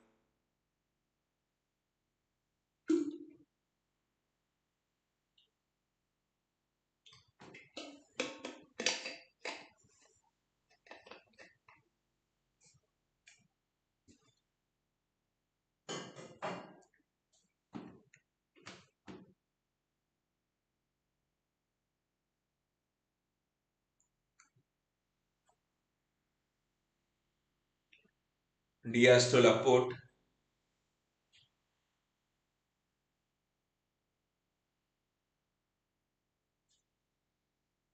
I think the tempo has slowed down in the last 5 to 10 minutes because before that the passing sequence is just wonderful.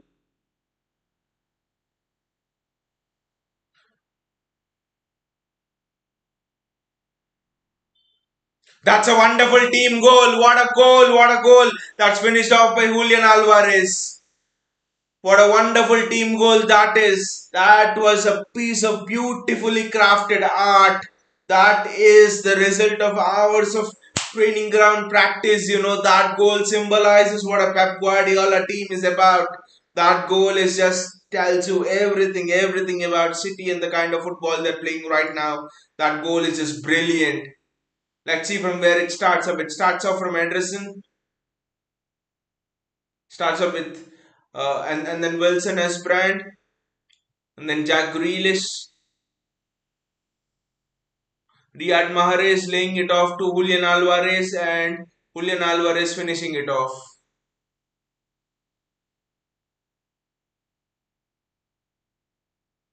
So it's almost like you made this pattern on the training ground and it has worked out.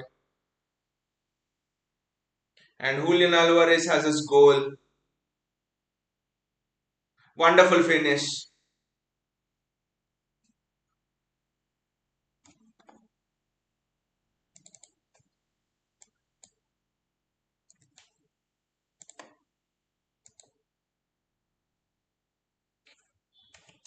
Vinay says Grealish run and what an assist by Mahrez. It was almost the perfect Pep goal, Vinay. Ederson to Josh Wilson Esbrand to Grealish, and then Grealish, Mahrez. I for a moment thought Mahrez would go for it himself because he's coming onto it onto his favorite left foot, but then he laid it on a plate for Julian Alvarez goal, and kudos to Julian Alvarez for also making that movement.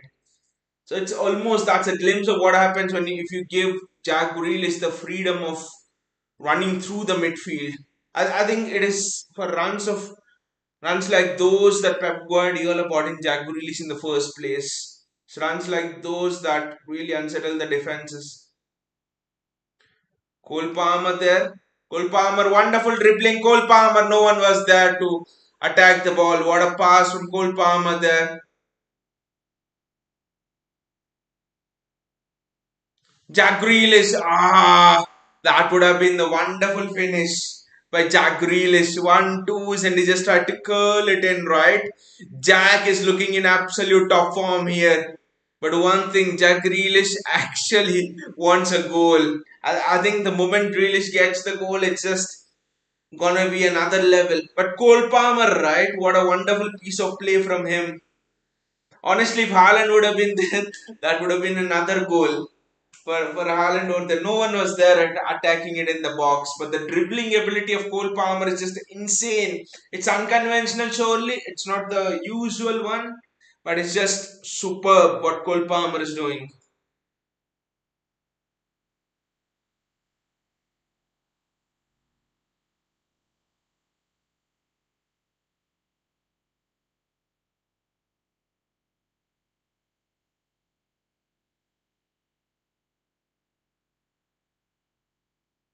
Edison, Aymeric Laporte.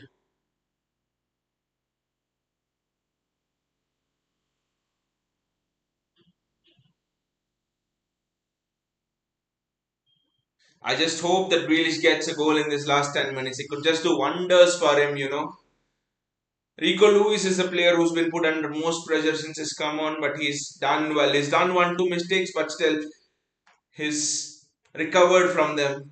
Jack Grealish again making that run. Again, he wants the goal himself. There's a pass on there to Julian Alvarez, but Grealish just didn't make the pass. He just wants the goal himself. Can just see it in his eyes. Wants to cap off this performance with a goal.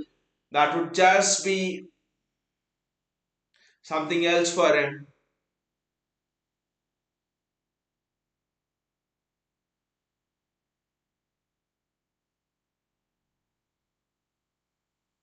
Again, it's a throw in. I think it's a throw in for Copenhagen actually.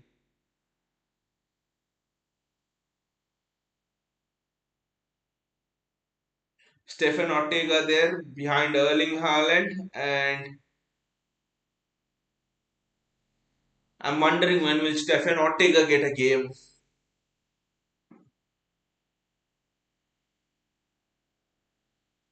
It's a long throw in for Copenhagen, but one thing I'll have to admire about Copenhagen is when though there are so many goals down, they have not, whenever the chance is presented itself, they have not stopped or shied away from, putting the ball on the ground and playing, stringing a few passes together, trying to implement their strategy. That's a really commendable thing what Copenhagen have tried to do.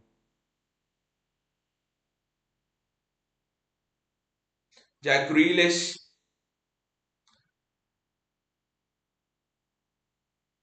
Sergio Gomez there is now playing in a left in a midfield spot with the arrival of Wilson as brand. Look at how fast Jack Grealish is just taking the throw himself, throwing the ball and then getting back to position. Grealish desperately wants that goal. Well, you have 8 minutes plus added time, Jack.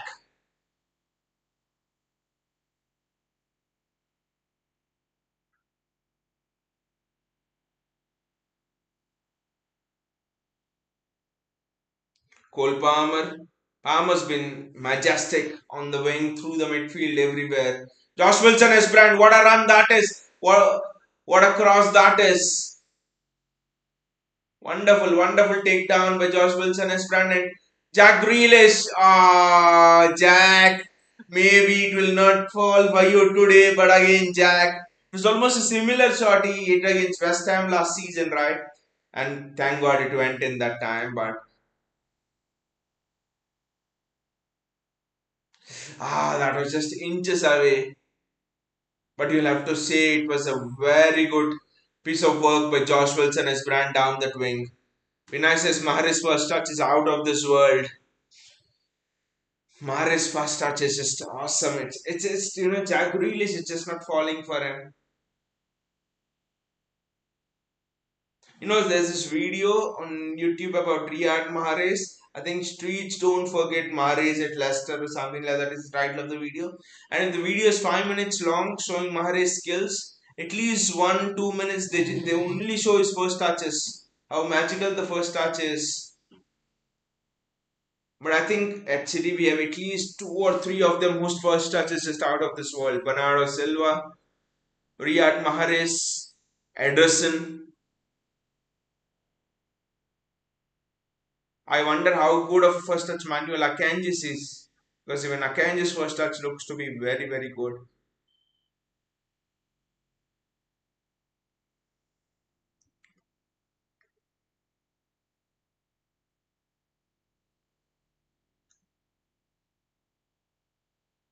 Ilkay Gundogan, Josh Wilson as brand,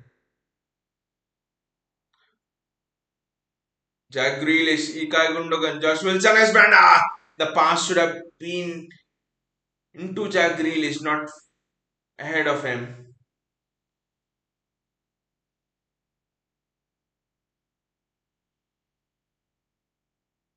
Rico Lewis does well with the Copenhagen player bearing down on him.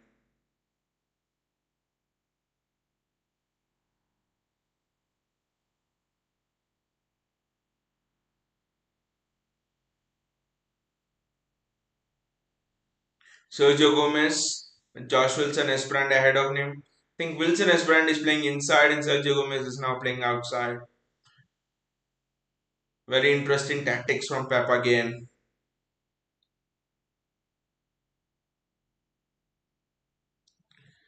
Vinicius, whenever I see Gomez at wing, he feels like Foden. Especially his aggressiveness, in terms of give and go, in terms of, trying to take on the players. But Wilson Esbrand also has shown to be very aggressive since he's come on.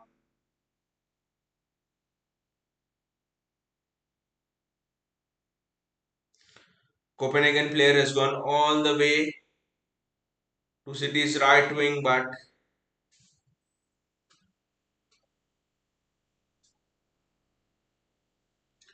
we get the ball back. Cole Palmer, right place, right time, retrieves the ball, and there's a run on for Riyad Mahrez. Riyad Mahrez, I wouldn't say he's on the bike, but it's just pouring down at the Etihad right now. Surely in Gomez and Akanji, we have got two gems in defense actually. It's two most underrated signings of the season. They have not grabbed the headlines, but they could be pivotal in us grabbing the big trophies. But the surprising thing is how fast Akanji and Gomez have adapted to this system, have adapted to a Pep Guardiola system. It's rare. It's rare to see someone being thrown in as fast.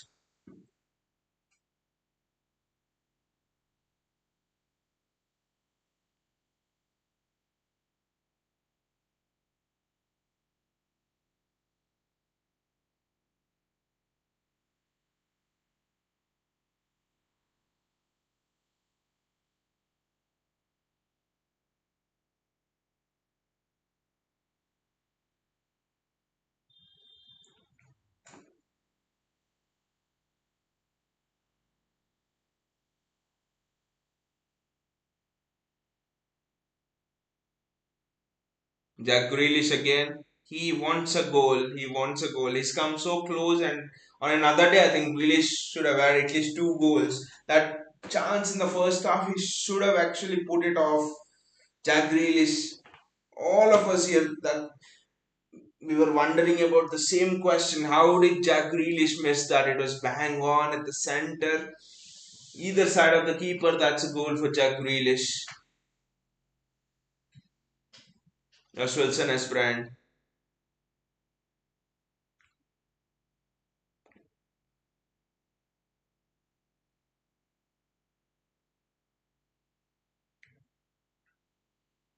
Riyad Mahrez.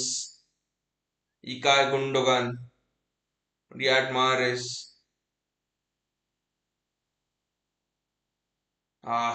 Mahrez just took a second or two more over there and it allowed the Copenhagen players to get back.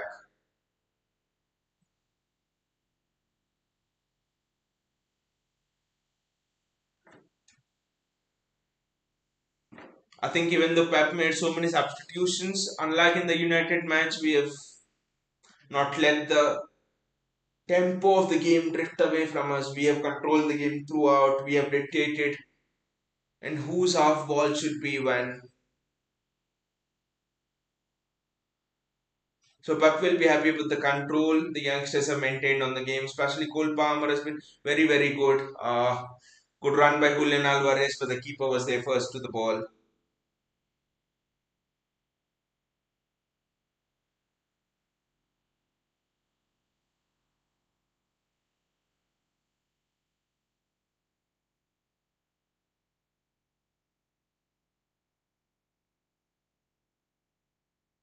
Edison again.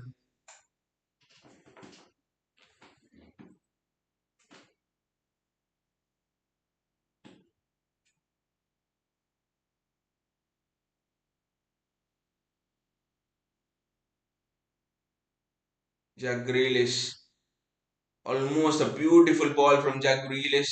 Grealish retrieves it himself. Looking at the desperation of Jack Grealish, I don't think he'll pass it to anyone, but he's passed it to Julian Alvarez, seeing no option available. Sergio Gomez. Josh Wilson as brand. Intelligent movement. What an intelligent movement. And Riyad Mahrez. That ball was that's almost a trademark finish of Riyad Mahrez. Just coming onto the ball from that right wing. Riyad Mahrez goes on for taking the corner. Mahrez would love a second goal, but I don't think there's time for the second goal.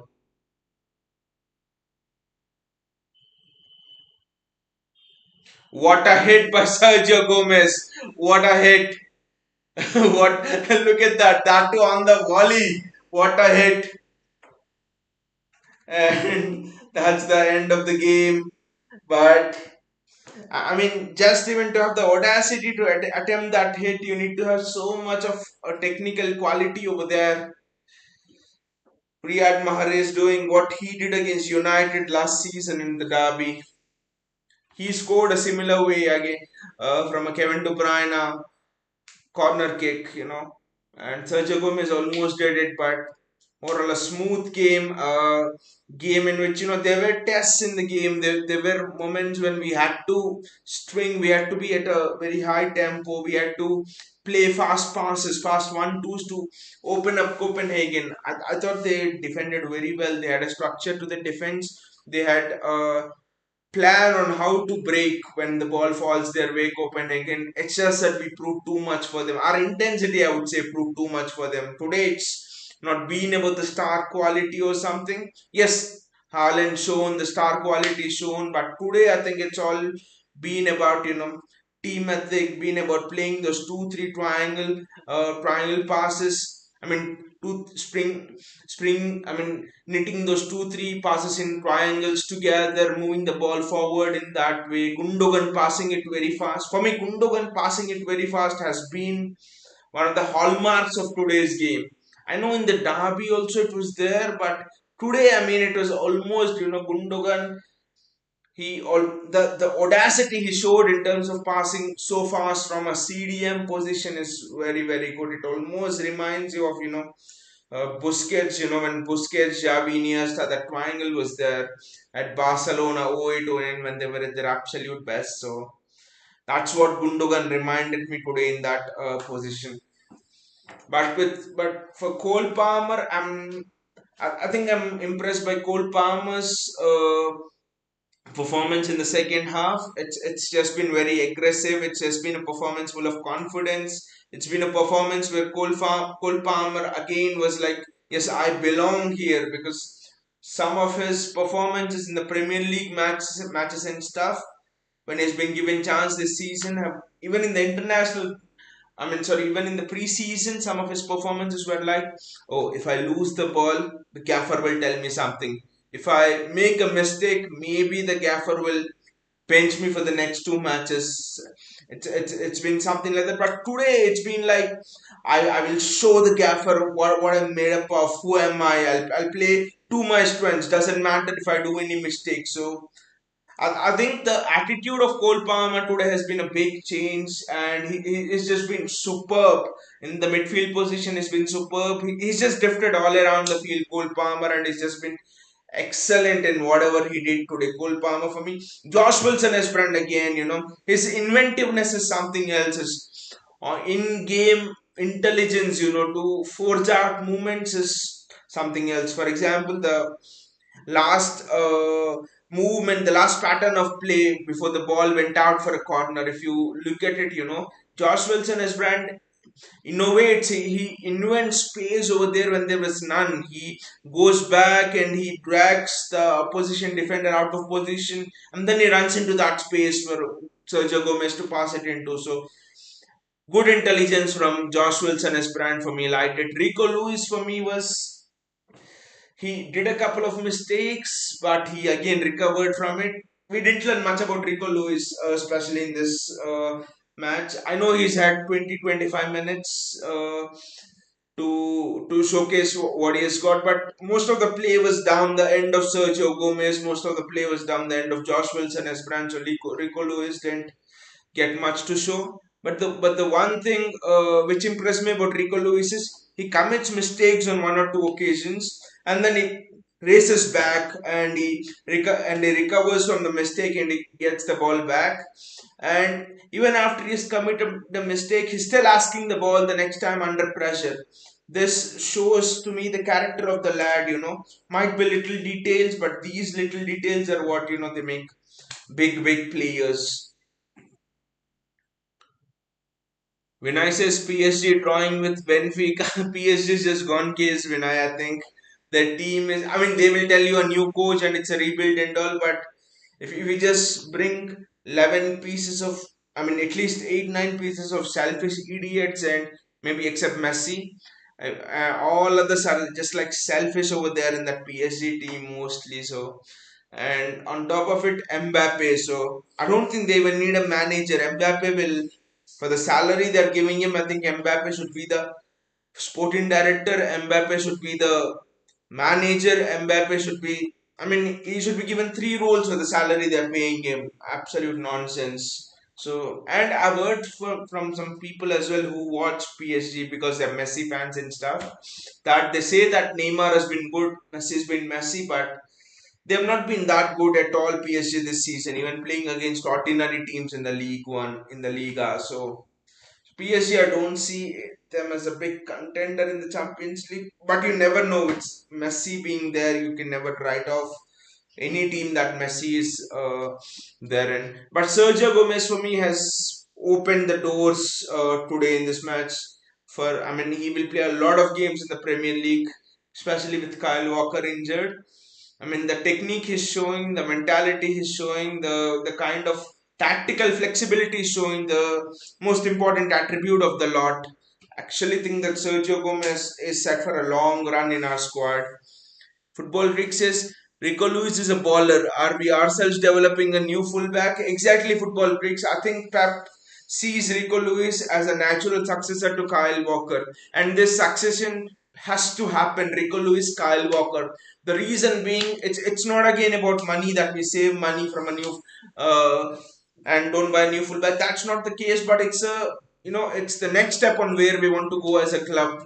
Bringing in players from the academy, we want to get that academy supply chain just running and ready now. We want to rev it up in a much more faster process. So the next big transition, getting in players, will be from our academy as the first priority. So I think we search in the academy if someone's there. If it's not there, then that is when I think we go out and buy that player. So I think Pep is very confident that he can develop Rico Lewis till next season. And next season, maybe I think the development of Rico Lewis, Pep is seeing it as a 2-year plan, maybe, because this season he thinks he will slightly ease him in depending on the work rate and the injuries to Walker and Cancelo.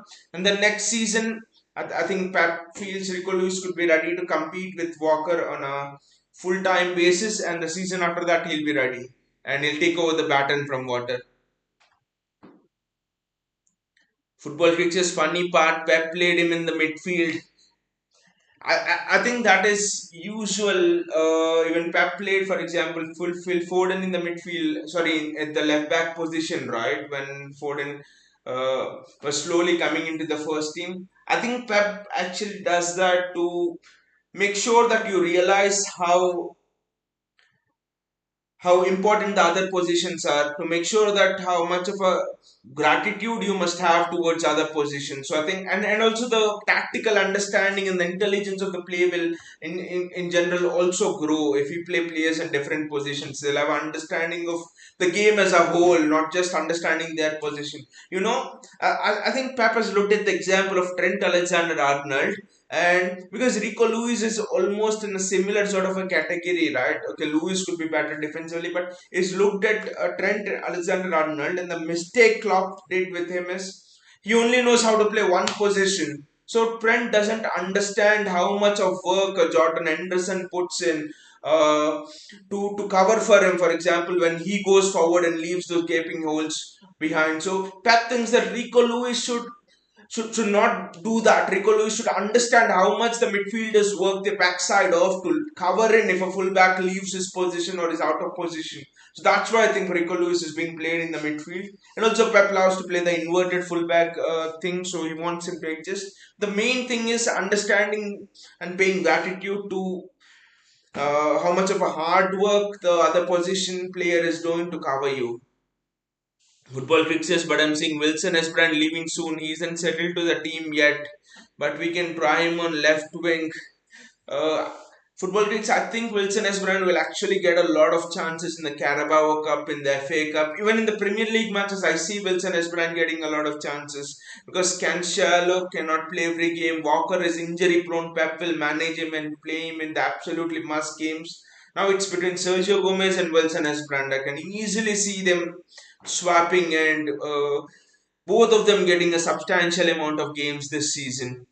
Vinay says PSG is nothing without Verratti.